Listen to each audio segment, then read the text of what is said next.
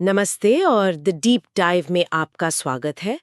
आज हमारे पास बाइबल की कुछ बहुत ही जानी पहचानी कहानियां हैं और हम उनकी परतों को खोलने की कोशिश करेंगे। जी हाँ। हम बात करेंगे अदन के बाग की, राजा डेविड की एक प्रसिद्ध प्रार्थना की और रेगिस्तान में ईसा मसीह के प्रलोभनों की।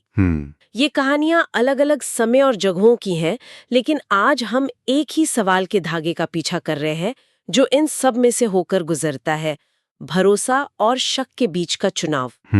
हमारा मकसद इन कहानियों को सिर्फ ऐतिहासिक घटनाओं की तरह देखना नहीं है ना? बिल्कुल नहीं। बल्कि इन्हें ऐसी दंत कथाओं के रूप में समझना है जो आज भी हमारे जीवन के लिए गहरे मायने रखती हैं। तो चलिए इस धागे को पकड़ते हैं और देखते हैं कि ये हमें कहाँ ले जाता है। बिल्कुल। और ये कहानियां सिर्फ पुरानी बातें नहीं हैं। ये उन बुनियादी मानवीय सवालों से जूझती हैं जिनसे हम सब आज भी जूझते हैं। जैसे कि दुनिया में बुराई क्यों है, जिंदगी इतनी मुश्किल क्यों लगती है, हम दुख क्यों उठाते हैं। और दिलचस्प बात यह है कि ये ग्रंथ इन मुश्किल सवालों का जवाब देने की कोशिश करते हैं, वो भी ईश्वर की भलाई में एक गहरे विश्वास के साथ। ये कहानियां शक की दुनिया में भरोसे के रास्ते तलाशती हैं। तो चलिए सबसे पहली और शायद सबसे प्रसिद्ध कहानी से शुरू करते हैं। उत्पत्ति की किताब से अदन का बाग। हम सबको ये कहानी पता है, आदम, हव्वा, एक सांप और एक फल। हाँ, सबने सुनी है। लेकिन अगर हम इसे इतिहास की किताब की तरह पढ़ना बंद कर दें तो इसमें क्या गहरा मतलब छिपा है? इसका गहरा मतलब वो इसके प्रतीकों में छिपा है। कहानी के केंद्र में दो पेड़ हैं। हाँ, एक है जीवन का पेड़ और दूसरा अच्छे और बुरे के ज्ञान का पेड़। ईश्वर ने जीवन के पेड़ से खाने की पूरी आजादी दी, जो कि ईश्वर के साथ एक पूर्ण भरोसेमंद रिश्ते का प्रतीक है। अच्छा? लेकिन ज्ञान के पेड़ से मना किया। तो ये कोई जादुई सेब के बारे में नहीं है। ये शुरू से ही एक मौलिक चुनाव के बारे में है कि क्या इंसान ईश्वर की दी हुई जिंदगी और उसकी भलाई पर भरोसा करेगा, या फिर चालाकी भरा सवाल पूछता है, क्या सच में परमेश्वर ने कहा है कि तुम बाग के किसी भी पेड़ से नहीं खा सकते? ये एक सीधा झूठ नहीं है ना? नहीं, बिल्कुल नहीं। ये उससे कहीं ज्यादा सूक्ष्म है। हाँ, असल में मूल हिब्रू भाषा में यह सवाल जानबूझकर अस्पष्ट रखा गया है। इसका मतलब ये भी हो सकता है, तुम सभी फलों से नहीं खाओगे या तुम किसी भी फल से नहीं खाओगे। अच्छा। यह अस्पष्टता शानदार है क्योंकि ये दिखाती है कि शक कैसे काम करता है। ये एक सटीक आरोप से शुरू नहीं होता, ये एक छोटे विकृत करने वाले सवाल से शुरू होता है, जो आपको ईश्वर की उदारता पर सवाल उठाने पर मजबूर करता है। बिल्कुल। और देखिए इसका असर क्या होता है। हाँ, ये दिलचस्प है। शक की इस आवाज को सुनते ही महिला का नजरिया पूरी तरह बदल जाता है। अचानक वो उस एक पेड़ पर ध्यान केंद्रित करने लगती है जिससे मना किया गया था।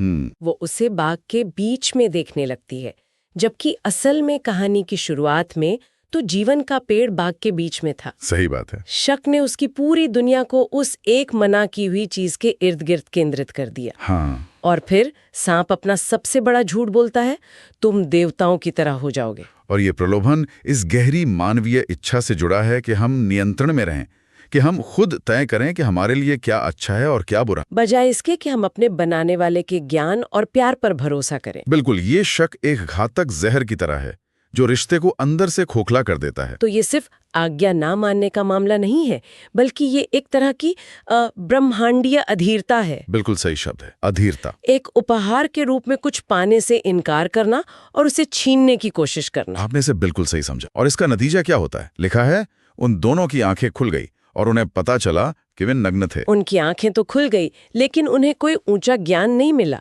नहीं, बल्कि उनकी दृष्टि विकृत हो गई। वे अचानक खुद को असुरक्षित, कमजोर और शक्तिहीन महसूस करने लगे। जिस रिश्ते में पहले कोई शर्म नहीं थी, अब वहां डर और छिपाव है। ये कहानी इस बात का एक शक्तिशाली रूपक है कि कैसे ईश्वर पर शक हमारे सभी दुखों और अलगाव की जड़ में है। तो अदन की कहानी हमें एक टूटे हुए रिश्ते और शक्तिहीनता की भावना के साथ छोड़ देती है, एक ऐसी जगह जहां भरोसे की जगह शक ने ले ली है। हाँ। तो सवाल यह है कि इस टूटी हुई स्थिति से कोई कैसे उभरता है? क्या वापसी का कोई रास्ता है? दिलचस्प बात यह है कि बाइबल की और एक किताब, भजन संहिता, इसी सवाल का एक शक्तिशाली जवाब देती है। हाँ, भजन संहिता 50, जिसे मिज़ेरे भी कहते हैं, शायद पश्चाताप और दया की सबसे प्रसिद्ध प्रार्थना है। ये एक ऐसे व्यक्ति की आवाज है जो अपनी गलती को पूरी तरह से स्वीकार करता है, लेकिन साथ ही उसे ईश्वर की अटूट दया पर अविश्वसनीय भरोसा भी है। और ये भरोसा हवा में नहीं है, इसका एक बहुत ही नाटकीय और मानवीय संदर्भ है। राजा डेविड की कहानी पाने की साजिश रचते हैं। ये सत्ता का एक घोर दुरुपयोग है। और यहाँ पर बात चौंकाने वाली हो जाती है। जब भविष्यवक्ता नाथन डेविड का सामना करने आते हैं तो वो उनसे पश्चाताप करने या खुद को सुधारने के लिए नहीं कहते। अच्छा? वो पहले उसे एक कहानी सुनाते हैं और फिर उसे याद दिलाते हैं कि ईश्वर ने उसे कितना कुछ दिया है।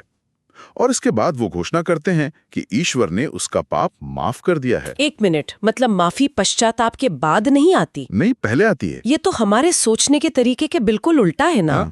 हम सोचते हैं कि पहले हमें पछताना होगा, खुद को सजा देनी होगी, तब शायद हमें माफी मिलेगी। बिल्कुल, लेकिन यहाँ तो माफी एक मुफ्त उपहार के रूप में पहले से ही मौजूद है। यह ईश्वर की माफी की मुफ्त प्रकृति को उजागर करता है। इसे कमाया नहीं जा सकता। तो शर्त क्या है? एकमात्र शर्त अपनी जरूरत को पहचानना है, ईश्वर के सामने एक भिखारी की तरह बनना। जब डेविड प्रार्थना में कहते हैं, तेरे विरुद्ध और केवल तेरे ही विरुद्ध मैंने पाप किया है, तो वो कोई सौदा नहीं कर रहे हैं। वो बस उस टूटे हुए भरोसे के बंधन को स्वीकार कर रहे हैं। लेकिन एक मिनट रुकिए, इससे कुछ लोग असहज हो सकते हैं।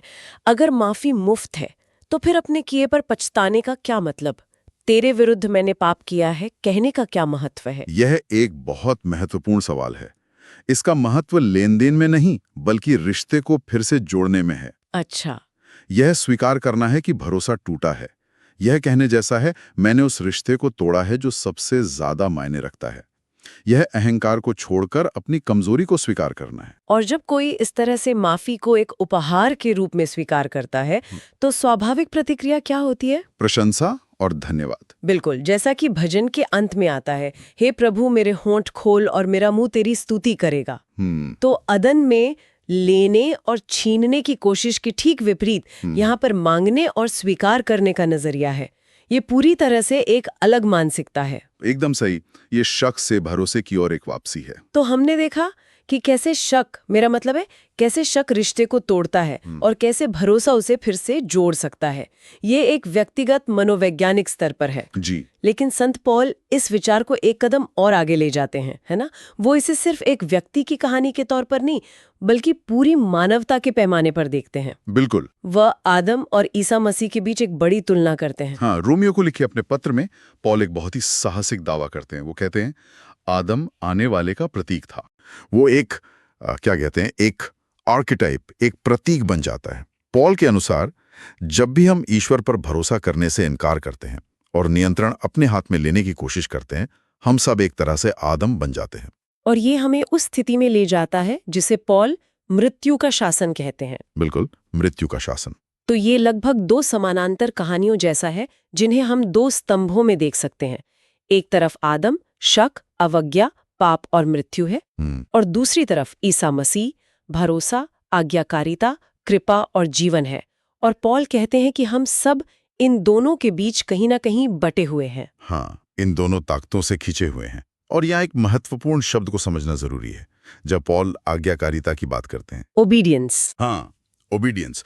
तो हमारे दिमाग में अक्सर आंख बंद करके नियमों का पालन करने की तस्वीर आती है, लेकिन बाइबल के संदर्भ में आज्ञाकारिता का मूल अर्थ है ध्यान से सुनना और फिर उस सुने हुए पर भरोसा करना है। अच्छा। तो इसका विपरीत अवज्ञा या डिसोबीडियंस नियमों को तोड़ना उतना नहीं है जितना कि सुनने से इनकार करना या शक करना है। ये तो बहुत बड़ा बदलाव है। इससे पूरा ढांचा ही बदल जाता है। तो इसका मतलब है कि पाप का असली विपरीत पुण्य या अच्छा व्यवहार नहीं, बल्कि विश्वास और भरोसा है। बिल्कुल। दार्शनिक किरकेगार्ड की वो प्रसिद्ध बात यहाँ बिल्कुल फिट बैठती है। पाप का विपरीत गुण नहीं है, पाप का विपरीत विश्वास है। वाह, ये नैतिकता के नियमों से कहीं ज्यादा एक रिश्ते की कहानी है। आपने बिल्कुल सही समझा। पॉल के लिए आदम के अविश्वास के माध्यम से मानवता मृत्यु और अलगाव के शासन में प्रवेश करती है, और ईसा मसीह के भरोसे के माध्यम से मानवता जीवन और मेल मिलाप के शासन में प्रवेश करती है। और ये हमें सीधे हमारे अंतिम पाठ पर ले आता है। अगर आदम अविश्वास का प्रतीक है तो ईसा मसीह भरोसे का प्रतीक है, और हम इस भरोसे की अंतिम परीक्षा को रेगिस्तान में उनके प्रलोभनों की कहानी में देखते हैं, है ना? बिल्कुल। ये ठीक उनके बपतिस्मा के बाद होता है। ये समय बहुत महत्वपूर्ण है।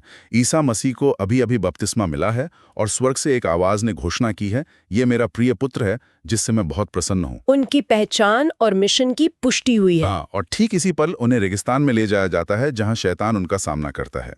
ये प्रलोभन इस बारे में एक मौलिक विकल्प थे कि वह किस तरह के मसीहा होंगे। और शैतान की रणनीति देखिए, वो हर प्रलोभन की शुरुआत करता है, अगर तू परमेश्वर का पुत्र है। वो सीधे उसी पहचान पर हमला कर रहा है जिसकी अभी अभी पुष्टि हुई है। वो शक का बीज बो रहा है, ठीक वैसे ही जैसे सांप ने बाग में किया था। बिल्कुल। वो कह रहा है, क्या सच में? साबित करो। वो उस उपाधि के अर्थ का परीक्षण कर रहा है। तो पहला प्रलोभन, पत्थरों को रोटी में बदल दें। क्या वो एक ऐसे मसीहा होंगे जो लोगों की भौतिक जरूरतों को चमत्कारिक ढंग से पूरा करते हैं? दूसरा, मंदिर की चोटी से कूद जा, क्योंकि लिखा है कि स्वर्गदूत तुझे बचा लेंगे। क्या वो तमाशे और सनसनी के मसीहा होंगे? और तीसरा, मेरी पूजा करो और मैं तुझे दुनिया के सारे राज्य दूंगा। क्या वो राजनीतिक शक्ति और प्रभुत्व के मसीहा होंगे? और यहीं पे ये बात दिमाग घुमा देती है। शैतान ईसा मसीह को कुछ स्पष्ट रूप से बुरा करने के लिए नहीं लुभा रहा है। नहीं। रोटी, सुरक्षा, राज्य, ये सब अपने आप में अच्छी चीजें हैं, बल्कि ये वो चीजें हैं जिनका वादा पुराने नियम में मसीहा से किया गया था। तो फिर असली प्रलोभन क्या है? प्रलोभन ये है कि उन्हें कैसे हासिल किया जाए। शैतान का सुझाव है, इन्हें छीन लो, इनकी मांग करो, अपनी शक्ति का इस्तेमाल करो और इन्हें अभी ले लो। ईश्वर के समय का इंतजार मत करो, इसे अपनी शर्तों पर करो। बिल्कुल, ये शॉर्टकट का नियंत्रण अपने हाथ में लेने का प्रलोभन है। वाह, ये तो बिल्कुल आदम की कहानी का आईना है। ये वही चुनाव है। आदम ने वो छीनने की कोशिश की जिसे केवल एक उपहार के रूप में पाया जा सकता था। हाँ, देवताओं जैसा ज्ञान। और यहाँ ईसा मसीह ठीक इसके विपरीत करते हैं।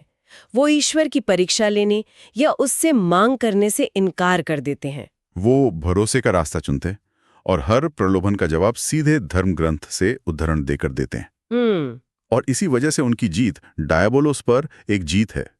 ये एक ग्रीक शब्द है जिसका मतलब है जो विभाजित करता है या जो अलग करता है। शक हमें ईश्वर से, दूसरों से और खुद से अलग करता है। बिल्कुल, ये हमारे अंदर विभाजन पैदा करता है। इसके विपरीत ईसा मसीह ईश्वर की ओर मुड़े रहते हैं।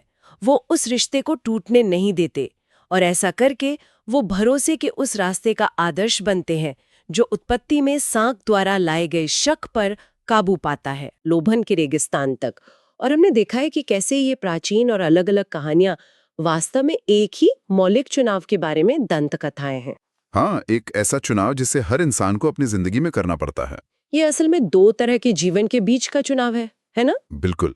एक रास्ता शक, दावा करने और छीनने का है जो अंत में हमें नग्न, असुरक्षित और शक्तिहीन बना देता है, जैसा कि आदम और हव्वा ने अनुभव किया। और दूसरा रास्ता भरोसे, स्वीकार करने और कृतज्ञता का है जो हमें जीवन की परिपूर्णता और सच्चे रिश्ते की ओर ले जाता है। इन ग्रंथों से पता चलता है कि पूरा मानवीय नाटक इसी एक चुनाव पर टिका है। और ये हमें इस सोच के साथ छोड़ जाता है जो आज की बातचीत से निकल कर आई है, क्या जीवन का सबसे बड़ा प्रलोभन बुरी चीजों की इच्छा करना नहीं है, बल्कि अच्छी चीजों जैसे प्यार, सफलता, सुरक्षा को अपने तरीके से और अपनी शर्तों पर छीनने की कोशिश करना है, बजाय इसके कि उन्हें भरोसे और कृतज्ञता के साथ एक उपहार के रूप में स्वीकार किया जाए।